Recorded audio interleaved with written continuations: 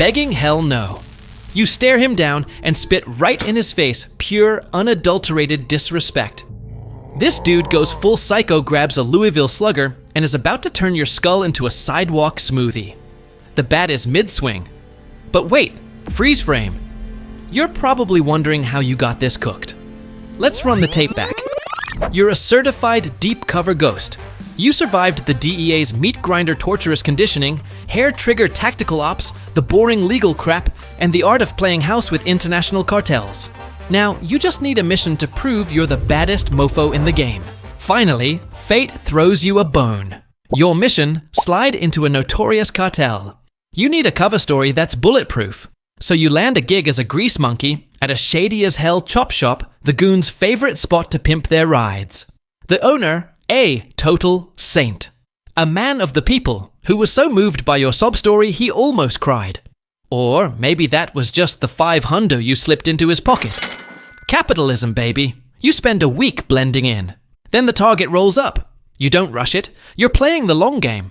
While you're under the hood, you're actually scoping out their vibes. Then you hit gold.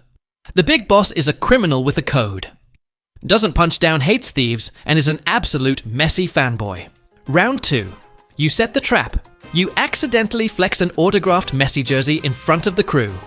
The boss's eyes light up like he just saw the Messiah. He tries to buy it on the spot.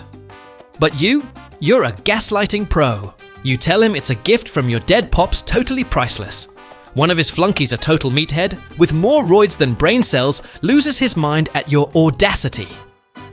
He lunges at you screaming threats about turning you into a fresh statistic. But the gentleman kingpin shuts him down. This is it. You pull an Oscar-winning performance voice, trembling, acting like a scared little punk. You stammer out a deal, beat me in a 1v1 on the pitch, and the jersey is yours. The boss ego through the roof smirks and takes the bait. Hook, line, and sinker. 2 days later, it's showtime.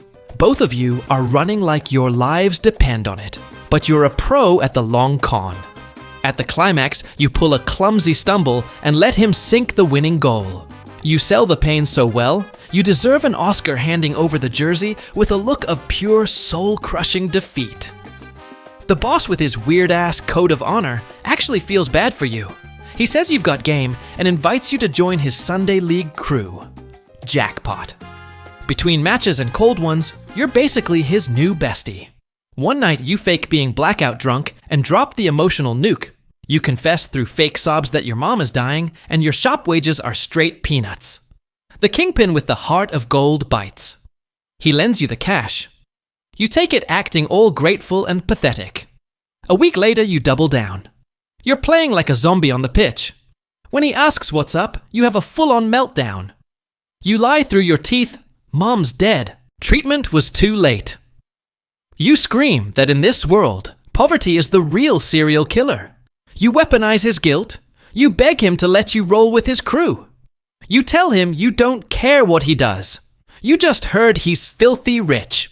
He tries to back you off. He drops the truth bomb. He's a professional eraser. A hitman. Every day is a coin toss with death. He thinks this will scare you. But you look him dead in the eye, bloodshot and manic, and tell him, in this society being broke is the same as being 6 feet under. Then you go full psycho. You start slamming your forehead against the concrete until you're bleeding out screaming that if he doesn't take you in, you'll just finish the job right there. Terrified by your crash-out energy, he folds. But there's a catch. You're just a spotter, a sentinel. He swears it's low risk, just watch for the feds or rival crews. And the kicker, he promises to help you get out if it gets too heavy. You happily accept. You're in. Big day. Your official debut in the corporate underworld. Thanks to your elite training, you're basically the LeBron James of spotters. You've got eagle eyes and ears like a bat. You're so damn efficient, it's stupid. The captains are losing their minds, and word of your Employee of the Month energy reaches the regional manager. The big boss calls a meeting. He's eyeing you like a fresh investment. The mission: infiltrate enemy turf and bring back the tea. Success means a seat at the big table. Your mentor, the Messi fanboy, is low-key panicking, giving you the don't do it headshake. He even tries to throw shade on your name, telling the boss you're a scrub who will mess everything up. But you're hungry. You play the ambitious rookie, ignore the warnings, and promise results. The manager smirks. He thinks you're a rising star. That night, your mentor crashes your room absolutely livid. He screams that you're speed-running your own funeral. He offers you a way out. A new ID, a clean slate, a one-way ticket to Ghost Town. But you go ice cold. You tell him you want the bag. You want the power. You tell him you've spent your whole life losing because you were broke. He walks out defeated. As the door clicks shut, your brain starts to glitch. You were trained to think these guys were heartless NPCs, just monsters in human skin. But this villain has more soul than half the law-abiding citizens you know. You slap yourself hard a reality check. You remember rule number 1 from the academy. If you start catching feelings for the target, you just bought a one-way ticket to a pine box. You're sliding into enemy territory feeling like a discount James Bond, Cartel. But the second you cross the line, your spidey sense goes haywire. Every random pedestrian is giving you the death stare. Before you can even pivot, those dudes turn into Olympic sprinters and swarm you. Crack!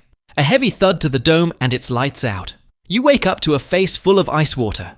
The lead goon grabs your hair asking if you're ready to chirp you little rat. You lock eyes and hawk a loogie right onto his nose. Big mistake. He takes that Louisville Slugger and snaps your leg like a dry twig. You scream bloody murder.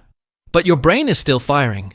You realize if they knew you were just a low-level scrub, you'd be taking a dirt nap already. They wouldn't waste time on a Q&A. They think you're a high-value asset. But hey, newsflash, there's no Hollywood ending in this script. So you decide to go out with a bang. You tell him you've got intel. He leans in expecting the keys to the kingdom. You whisper, "Your wife's a 10 out of 10 in the sack, by the way." He goes full tilt. He swings for the fences, aiming to erase your face from the map. But right as he's about to cave your skull in, boom! A massive explosion rocks the building. The bat slips, shattering your shoulder instead of your brain. White-hot agony, but you're still breathing. A flunky bursts in screaming that they're under siege. And then it hits you. There was no mole. You weren't special. You were just the bait. Your boss leaked fake info just to get you snatched. While they were busy playing doctor with your bones, they let their guard down. You were never a rising star. You were just a cheap piece of meat thrown to the wolves to keep them busy. The torturer dumps you like a bag of trash and bails. You hear the world ending outside, but you're clocking out. The pain wins, and everything goes black. Between the fever dreams and the agonizing pain, your instructor's voice is on a non-stop loop in your skull. Catch feelings for the target, catch a bullet. You wake up in a strange room, wrapped in gauze like a budget mummy. You figure your side won, mostly because the ceiling doesn't look like the pearly gates. As you're processing the trauma, your mentor walks in with his crew, sporting that annoying "I told you so" smirk. He asks if you've learned your lesson yet. Then he drops the plot twist. The same roid-raging meathead who wanted to cave your chest in at the shop was the one who pulled you out of the rubble. Without him, you'd be a 5-star buffet for the worms right now. He tells you to shut up and heal. Lucky for you, nobody pays attention to the broken guy in the corner. You spend your recovery leaking intel to the feds like a broken faucet, all while playing the part of the grateful survivor. 2 months later, you're finally off the crutches. The boss keeps his word, you're officially promoted. You're an enforcer now, a certified hitter, one step closer to burning the whole house down. Everything's quiet for a while, too quiet. Like the world is holding its breath before the beat drops. The inevitable finally drops total. Gang. War. The rivals start blasting and you're tossed onto the front lines. This is your golden ticket. With your elite training, you could John Wick these amateurs in seconds with nothing but headshots. But your brain hits the brakes. A rookie doesn't fight like a god. A rookie fights like a cornered rat. Time for another Oscar-tier performance. You go full amateur hour. No technique, just pure suicidal rage. You charge in screaming like a banshee, spraying your piece at the clouds and taking flesh wounds on purpose just to sell the bit. It works. The manager is so hyped on your main character energy that he praises your bravery in front of the whole squad. You're prized a promotion to a new unit under a captain who's a grade A psychopath. And plot twist, this new boss hates your mentor's guts. For 6 months, this guy makes your life toxic AF. He gives you the literal shit work and orders that make 0 sense. But you're a pro. You use some basic psychological warfare to win over the boys, which only makes your captain hate you more. Then the hammer drops. News breaks that your mentor is getting publicly axed for treason in 3 days. The captain brings receipts. A photo. It's supposed to be your mentor, snitching to the enemy.